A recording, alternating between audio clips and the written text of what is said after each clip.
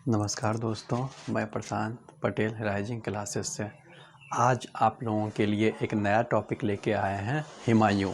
तो आज हम लोग हुमायूं के बारे में पूरी जानकारी हासिल करेंगे। इससे पहले हम लोगों ने बाबर के बारे में पूरी डिटेल हासिल कर लिए थे। तो आप लोगों को पता ही होगा कि जितना सारा क्वेश्चन बाबर से पूछा जाएगा वो सारे के सारे हम लोगों ने पिछले क्लास में ग्रहण कर चुके थे। तो आगे हम लोग हुमायूं के बारे में पढ़ते हैं और हुमायूं के बारे में जितना सारा क्वेश्चन एग्ज़ाम में पूछा जाएगा, चाहे वो जिस भी लेवल का एग्ज़ाम हो, उसमें सारा का सारा क्वेश्चन आपका क्लियर होगा।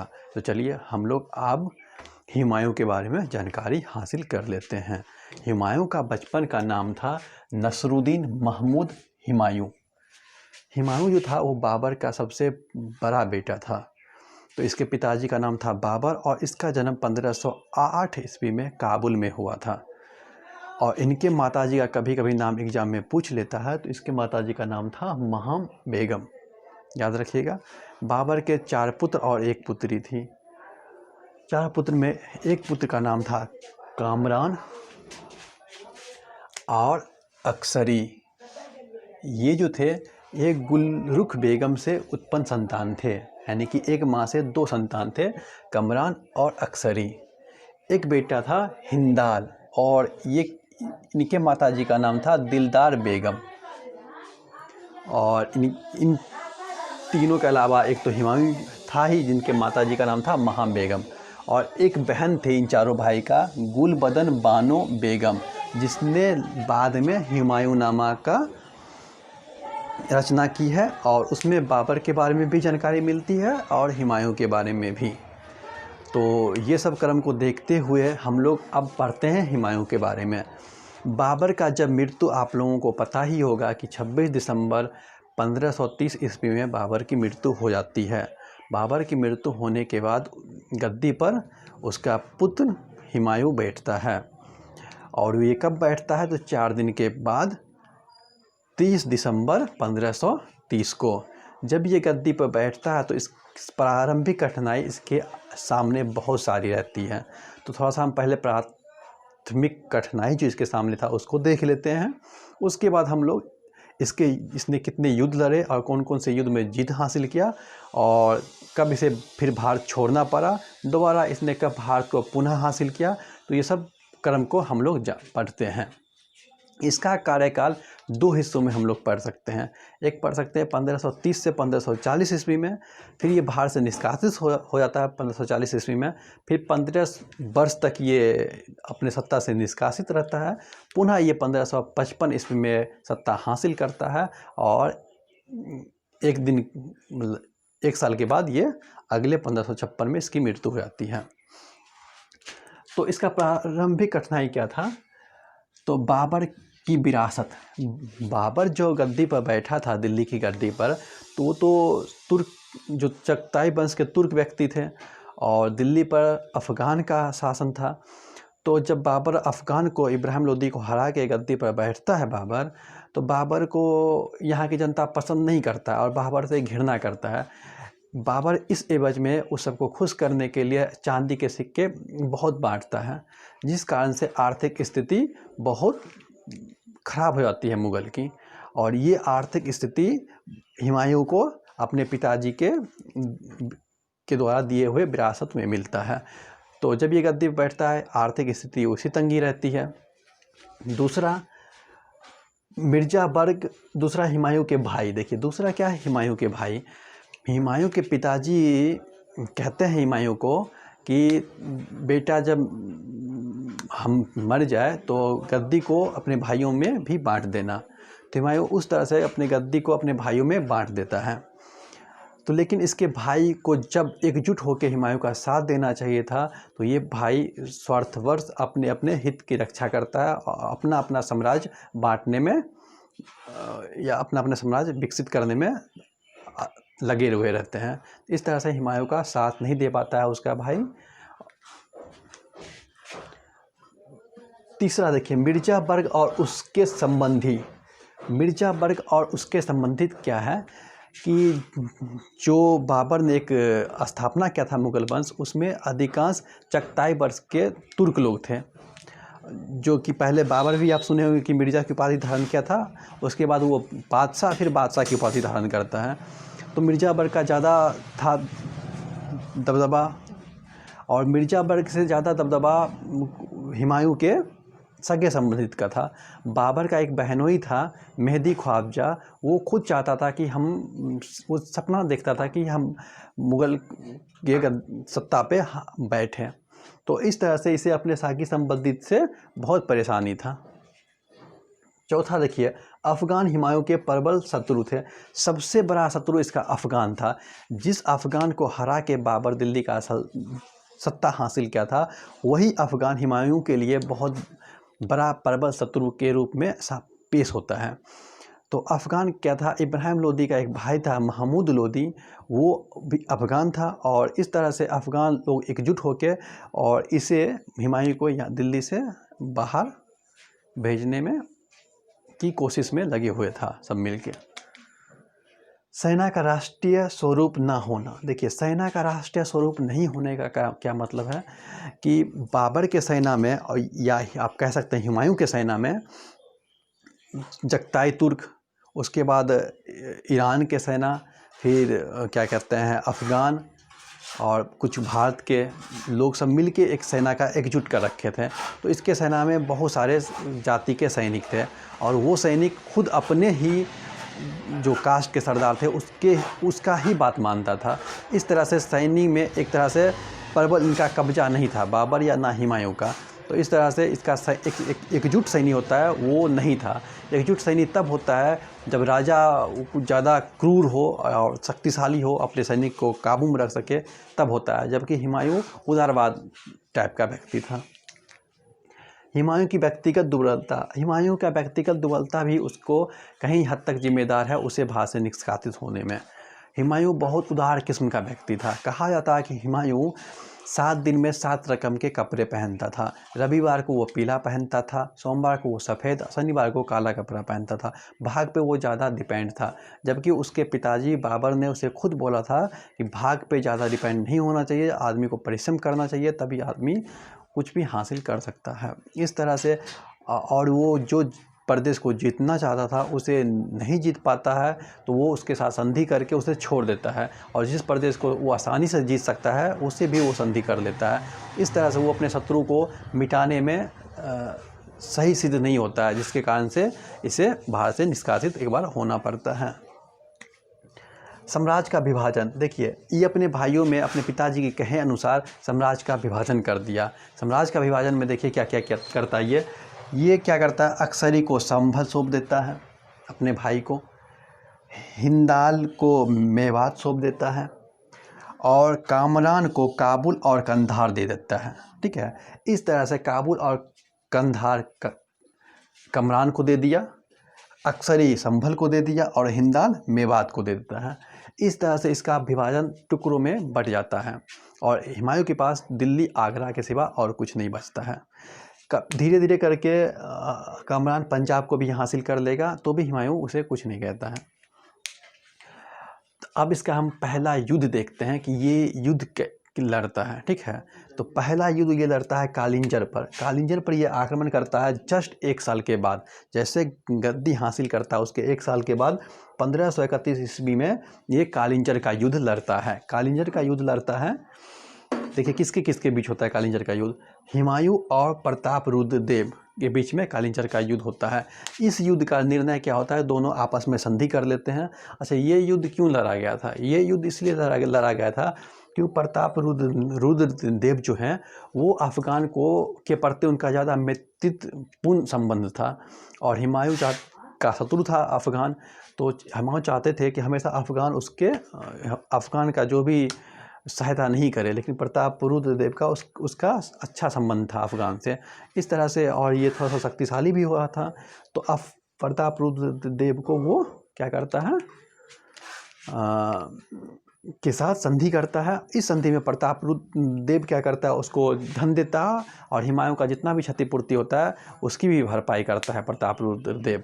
हुमायूं का एक व्यवस्था भी ये भी रहता है प्रताप रुद्र देव के साथ करने का संधि, क्योंकि हुमायूं को पता चलता है कि महमूद लोदी जो इब्राहिम लोदी का भाई है वो क्या करता है, धीरे धीरे बिहार से अवध की ओर जीतना चालू करता है। तो हुमायूं को लगता है कि हम कहीं प्रताप रुद्र देव के साथ युद्ध करने में उलझे रहे और इधर ऐसा ना हो ये अफ़गान लोग आगरा को अपने का गिरफ्त में कर ले। तो इस तरह से एक संधि करके वो वहाँ से चला आता है। दूसरा युद्ध देखिए, ये दोहरिया का युद्ध लड़ता है, ठीक है। दोहरिया का युद्ध और चुनार का प्रथम घेरा कब करता है, तो 1532 ईस्वी में। तो 1532 ईस्वी में दोहरिया का युद्ध करता है और चुनार का प्रथम घेरा डालता है। किसके किसके बीच युद्ध होता है, हुमायूं और महमूद लोदी के बीच में ये युद्ध होता है। हुमायूं और महमूद लोदी के बीच में ये युद्ध होता है। महमूद लोदी को का सहायता देता है शेर खान लोदी, ठीक है। बाद में जब उसे लगेगा कि महमूद लोदी हारने वाला है तो शेर खां क्या करेगा, उस चुनार के किला को जीत लेता है तब तक और वहाँ चला जाता है। तो हुमायूं ने महमूद लोदी को पराजित करता है, महमूद लोदी वहाँ से भाग जाएगा। देखिए यहाँ मतलब टिक का मतलब हुमायूं जीत जाता है, अब क्रॉस का मतलब महमूद लोदी हार जाता है। शेर खां के बारे में थोड़ा सा आप लोग जान लीजिए। शेर खां का बचपन का नाम फरीद खां था, जो कि लोहानी, बिहार के जो दक्षिण बिहार में एक सूबेदार थे लोहानी, उनके अधीन ये काम करता था। लोहानी के आदेश पर इन्होंने एक शेर को मार दिया था और उसके जबड़े को 2 भाग में विभाजित कर दिया था। इस एवज में फरीद खां को शेर खां की उपाधि मिला था। और जब ये क्या कहते हैं चौसा का युद्ध जीतता है तो शेर खां से भी एक अलग बढ़ के उपाधि लेता है, शेर शाह की उपाधि लेता है। तो ये चीज़ याद रखिएगा। तो महमूद लोदी वहाँ से पराजित होकर भाग जाता है। तो उसके बाद क्या करता है, हुमायूं चुनार के किला का घेरा करता है। चुनार का किला का जब घेरा करता है तो वहाँ पे कब्जा किसका था, तो शेर खां का कब्जा था। तो बहुत 3-4 महीने के बाद कब्जा करने के बाद वो क्या करता है, वो हुमायूं को पता चलता है कि बहादुर शाह जो है, बहादुर शाह वो जो गुजरात के शासक थे, वो राजस्थान को अपने अधीन में लेने के लिए तत्पर है और उसका शक्ति राजस्थान की तरफ बढ़ते जा रहा है।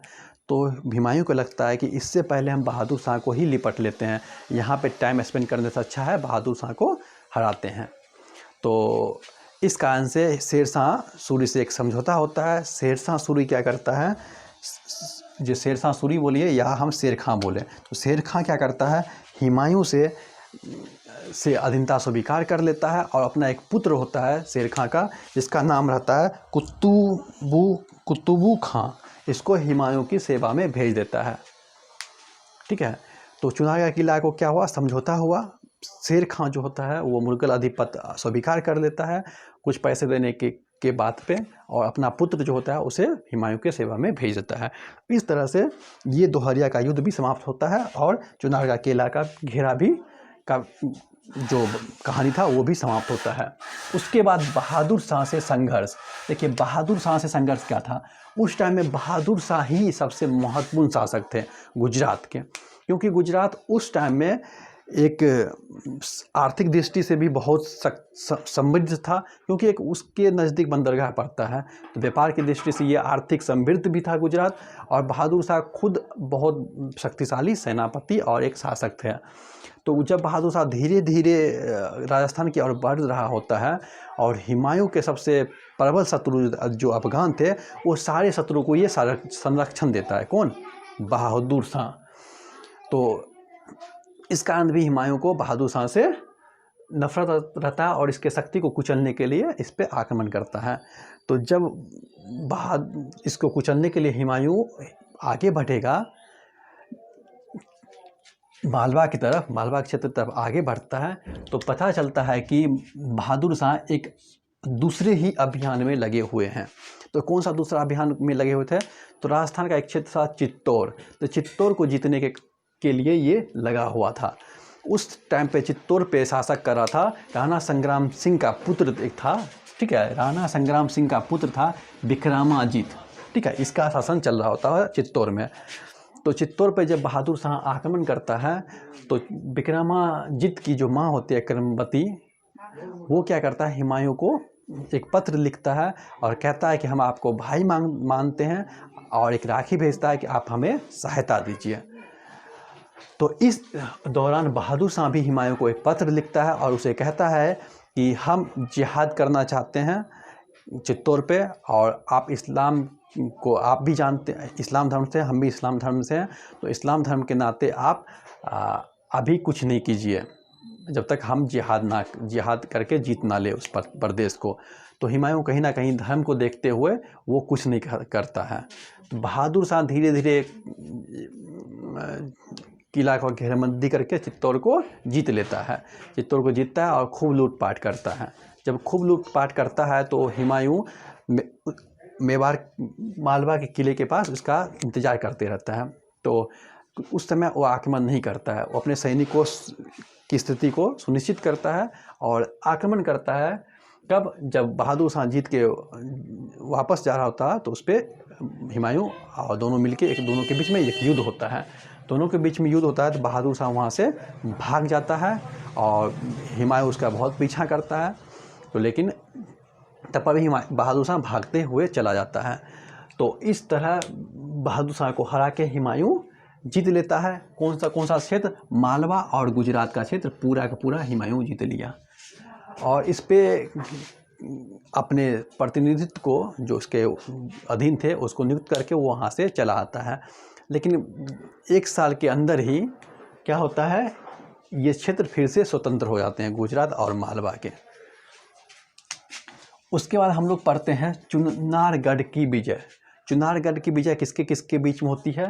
तो हुमायूं और कुतुबू खां। ये कुतुबू खां कौन होता है? तो शेर खां का पुत्र। आपने यहाँ भी देखा था चुनार का प्रथम घेरा, और इसी चुनार का घेरा होगा यहाँ पे चुनारगढ़ का विजय। हुमायूं को लगता है कि शेर खां जो है वो बंगाल को जीतते हुए चला जा रहा है, शेर खां का बहुत नाम हो रहा है, ठीक है वो, और बंगाल के क्षेत्र एक प्रदेश होता है गोंड प्रदेश, उसको जीतना चाहता है कौन? शेर खां, और उसको जीतने के लिए चल गया रहता है। तो रास्ते में जब हुमायूं आता है तो वो चुनारगढ़ के किला पर आक्रमण करता है। तो शेर खां अपने पुत्र कुतुब खां को कहता है कि तुम जितना टाइम तक हो सके रोक लो हुमायूं को, बस तुम्हें टाइम लड़ना नहीं है, जीतना नहीं है, बस तुम्हें उसके टाइम में रोकना है, जितना देर तक उसको तुम रोक सकते हो। तब तक जब तक इसके साथ में उलझा हुआ था कुतुब खां के साथ हुमायूं, तब तक क्या करता है शेर खां? बंगाल के गोंड प्रदेश को आसानी से जीत लेता है, बंगाल के गोंड प्रदेश को आसानी से जीत लेता है। और जब चुनारगढ़ जब वो जीत लेता है उसके बाद ये क्या करता है हुमायूं, जब अपने तोप के प्रयोग से चुनारगढ़ का किला को आखिरकार विजय कर लेता है तो ये बढ़ता है बंगाल की तरफ। बंगाल की तरफ जब बढ़ता है तो वहाँ इसके शेर खां के साथ एक समझौता होता है। शेर खां और हुमायूं में समझौता क्या होता है कि शेर खां को कहा जाता है कि आप बंगाल में हुमायूं के अधीन राज कीजिए, और बिहार में जो होता है हुमायूं का शासन होगा, बिहार का क्षेत्र हुमायूं को दे दिया जाएगा और बंगाल के क्षेत्र में हुमायूं के अधीन शेर खां राज करेगा। तो यहाँ पे बात बन जाता है। और धीरे धीरे तब क्या होता है ना, बंगाल के जो शासक को शेर खां हरा दिया रहता है, उस शासक का एक राजदूत आता है और हुमायूं से प्रार्थना करता है कि आप हम लोगों की सहायता कीजिए। तो इस एवज में हुमायूं चला जाता है बंगाल की सहायता करने के लिए। तो वहाँ से बंगाल से तो भाग गया रहता है शेर खां।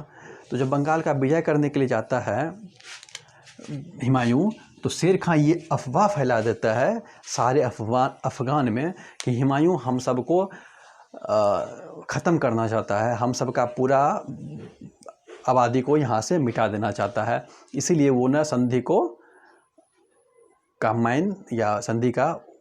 के विचार को मायने नहीं दिया। तो इस तरह से जो भी हो, उसके बाद तब पर भी हुमायूं बंगाल को विजय करता है और बंगाल में विजय करता है सही से, और 8 महीना तक वहाँ पे ऐशो आराम की ज़िंदगी जीता है। इस एवज में क्या करता है शेर खां अपने सैनिक को धीरे धीरे सुनिश्चित करता है, सुदृढ़ करता है, और आगे आगे क्या करेगा, जूनागढ़ सबको जीतता हुआ अवध की तरफ वो आगे बढ़ने लगता है। जब वो बंगाल के क्षेत्र को आसानी से जीत लेता है, 8 महीने तक वहाँ के सेना सबको सुनिश्चित कर लेता है हुमायूं, तो उसके बाद वहाँ से उसे पता चलता है कि उसका एक जो भाई हिंदाल रहता है वो किसी के बहकावे में आके अपने आप को आगरा में स्वतंत्र कर लिया। कौन? तो हिंदाल। तो हिंदाल जब अपने आप को आगरा में स्वतंत्र कर लिया तो ये खबर जब हुमायूं को मिलता है तो हुमायूं क्या करता है, बंगाल से आगरा की तरफ रवाना होता है। तो जीटी रोड आपका नाम आप सुने होंगे, ठीक है। तो वही जीटी रोड जिसके बाद में शेरशाह सूरी मरम्मत करवाता है, तो उस जीटी रोड के रास्ते द्वारा ही हुमायूं वापस आ रहा होता है। तो शेरशाह को लगता है कि ये अच्छा मौका है, हम लोग युद्ध करते हैं उससे। तो उस एवज में महत्वपूर्ण क्वेश्चन पूछा जाता है, चौसा का युद्ध कब हुआ?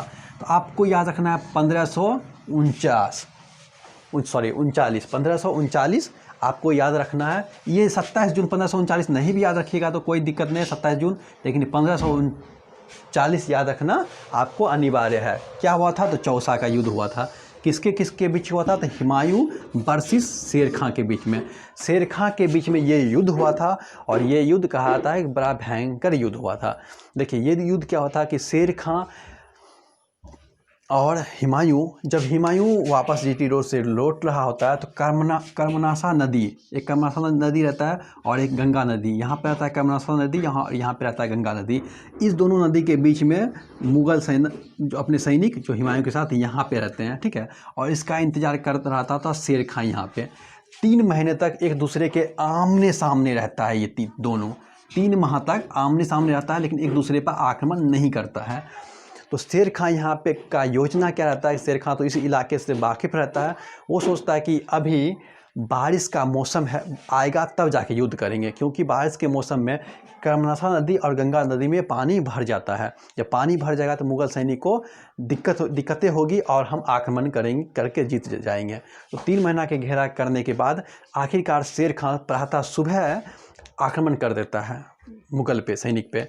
जब मुगल सैनिक पे आक्रमण करता है तो तितर बितर हो जाती है मुगल सैनिक, और कैसे कैसे करके जान बचा करके हुमायूं वहाँ से नदी में कूद जाता है।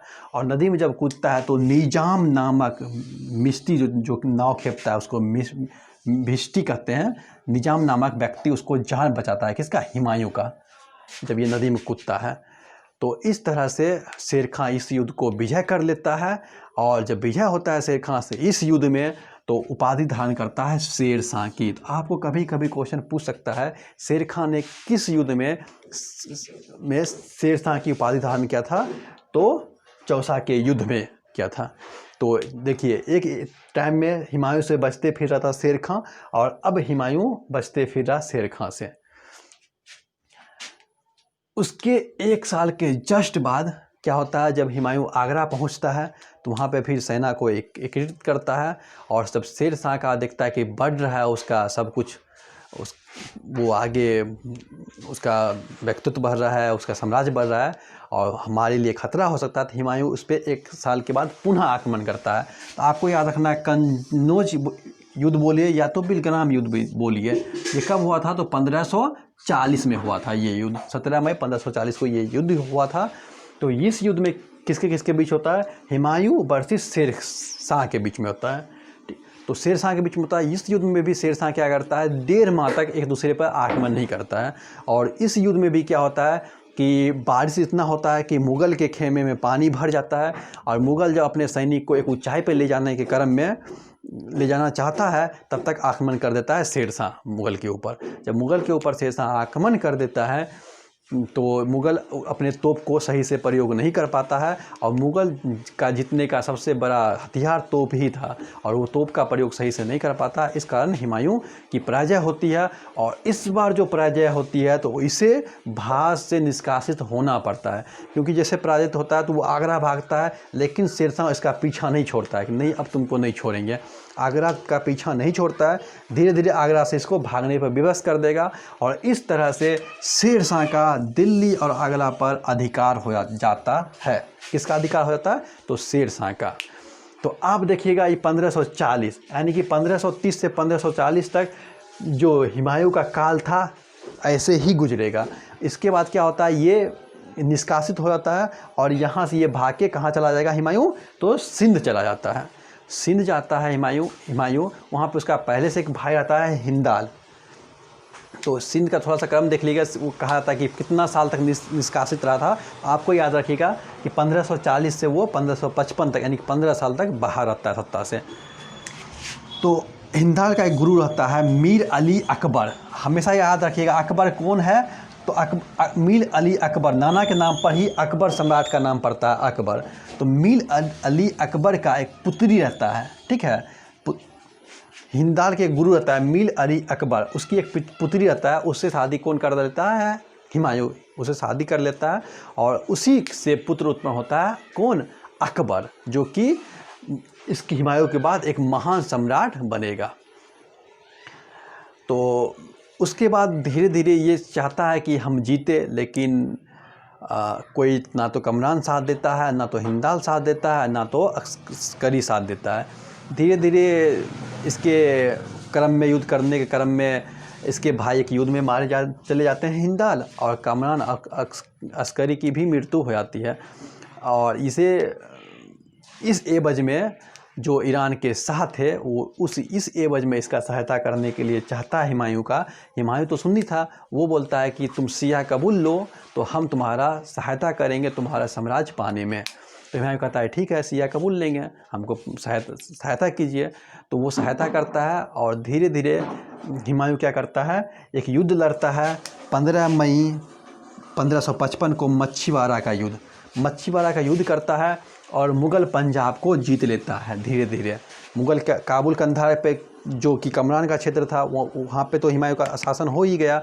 धीरे धीरे ये पंजाब को जीत लेता है कौन? मच्छीवाड़ा का युद्ध करके हुमायूं। और शेरशाह के जो उत्तराधिकारी रहते हैं इस्लाम शाह साहब, वो उस तरह से अपने वंशज को नहीं चला पाते हैं, और उसके बाद शेरशाह के उत्तराधिकारी जो भी होते हैं उसमें भी टूट हो जाता है, और जिस कारण से हुमायूं के लिए एक सुनहरा मौका होता है फिर से सत्ता हासिल करने का। उसी टाइम में, उसी डेट में देखिए, मई के बाद जून आता है, 22 जून 1955 को वो सरहिंद का युद्ध लड़ता है। सरहिंद का युद्ध किसके किसके बीच होगा? तो देखिए हुमायूं और सिकंदर सूर के बीच में होता है, ठीक है। तो हुमायूं और सिकंदर सूर के बीच में होता है। सिकंदर सूर थोड़ा सा कमज़ोर शासक रहता है। हुमायूं, दोनों के बीच में युद्ध होगा तो हुमायूं जीत जाता है और ये हार जाता है, और सिकंदर सूर पंजाब की पहाड़ी जो होता है उसमें जाके छिप जाता है, फिर उसका आता पता नहीं चलता है। हुमायूं इस युद्ध में जीतता है और पुनः भारत की गद्दी को, दिल्ली आगरा की गद्दी को पुनः अपने कब्जे में ले लेता है। तो आपको हमेशा ध्यान में रखिएगा कौन से युद्ध के कारण हुमायूं को भारत छोड़ना पड़ा था। तो बिलग्राम के युद्ध के कारण हुमायूं को भारत छोड़ना पड़ा था। कौन से युद्ध में शेर खान ने शेरशाह की उपाधि धारण की थी? तो चौसा के युद्ध में। ये भी याद रखिएगा। कौन सा ऐसा युद्ध था जो कि इसे हुमायूं को सत्ता फिर से वापस दिलाता है भारत का? तो वो था सरहिंद का युद्ध। तो हमेशा ये याद रखिएगा। कब लड़ा था? 1555 ईस्वी में। तो एक क्रम क्या होता है, एक साल के बाद में ही देखिएगा 27 जनवरी 1556 को क्या होता है, इससे पहले की घटना होती है कि ये दीनपनाह नाम के एक का पुस्तकालय बनाया जाता है। हुमायूं दीनपनाह नाम के एक पुस्तकालय बनाया जाता है। तो ये सीढ़ी के से उतर रहा होता है, तो उतरने के क्रम में ये स्लिप कर जाता है और गिर जाता है। गिरने के कारण क्या होता है, इसके जो सिर के हड्डी होते हैं वो टूट जाते हैं तो ये बीमार पड़ जाते हैं। धीरे धीरे इनकी मृत्यु होती है कब? 27 जनवरी इनका, और 1556 का इसका मृत्यु हो जाता है। किसका? हुमायूं का। क्यों होता है? तो दीनपनाह की सीढ़ियों से उतरने के क्रम में गिरने के दौरान इस हड्डी टूटने के बाद इसकी मृत्यु हो जाती है। इतिहासकार जो है हुमायूं के बारे में देखिए क्या लिखता है। भाग्यहीन हुमायूं पुकारता है इतिहासकार इसे। क्यों हुमायूं भाग्यहीन इसीलिए पुकारता है कि हुमायूं जितना ज्योतिष में विश्वास रखता था, हुमायूं जितना हर दिन के लिए हर अलग अलग कपड़े पहनता था और जितना अपने आप को भाग्यवादी मानता था, वो क्या हुआ, उस तरह से भाग्यहीन हो गया। ये सत्ता उससे छीना, फिर सत्ता वापस आया, फिर भाई में बांट दिया सत्ता को, भाई सब ने साथ नहीं दिया। इस तरह से इतिहासकार इसे भाग्यहीन हुमायूं पुकारता है। लेनपोल ने तो यहाँ तक कहा है कि ये ऐसा बादशाह था जो लड़खड़ाते हुए गद्दी को प्राप्त किया और लड़खड़ाते अब पूरा शासन रहा और लड़खड़ाते यहाँ से चला गया, उनकी मृत्यु हो जाती है। तो मरने के दौरान ही ये, जब वो इसकी तबीयत ख़राब होती है सिर टूटने के कारण, उस दौरान ही ये अपना पुत्र जो होता है अकबर, इसको क्या करता है, उत्तराधिकारी नियुक्त कर देता है अकबर को। तो अकबर जो महान सम्राट कहा जाता है भारत का, जो धर्मनिरपेक्ष का कोशिश करेगा इंडिया में, और इंडिया में इस शासक का बहुत अच्छा स्थान है, एक महत्वपूर्ण स्थान है। अशोक और चंद्रगुप्त मौर्य सब के बाद इसका स्थान आता है अकबर का, और मध्यकालीन भारत का सबसे महान सम्राट अकबर होता है। तो इसके बारे में हम लोग पढ़ेंगे। तो हो सकता है तो हुमायूं के बाद हम लोग थोड़ा सा शेर शाह सूरी के बारे में पढ़ लेंगे, जिसे हम शेर खां का नाम से जानते हैं। तो इसको पढ़ लेंगे, क्योंकि इससे भी क्वेश्चन पूछा जाता है एग्ज़ाम में बराबर, और बिहार के एग्ज़ाम में तो यहाँ के बीपीएससी में तो पक्का के पक्का पूछे जाते हैं। तो हमको उसको कवर कर लेंगे, उसके बाद अकबर को कवर करेंगे। तो प्ले लिस्ट में जाके आप लोग पॉलिटी का भी कहानी या पॉलिटी का भी अच्छे से आप लोग समझ सकते हैं, उसका भी प्ले लिस्ट में डाल दिया गया है। गांधी युग के बारे में वीडियो हम बनाए हैं, उसको भी आप प्ले लिस्ट में जाके देख सकते हैं। प्ले लिस्ट में बहुत सारे वीडियो हैं, आप जाके देखिए, अच्छा लगे तो आप कमेंट कीजिए। धन्यवाद। जय हिंद।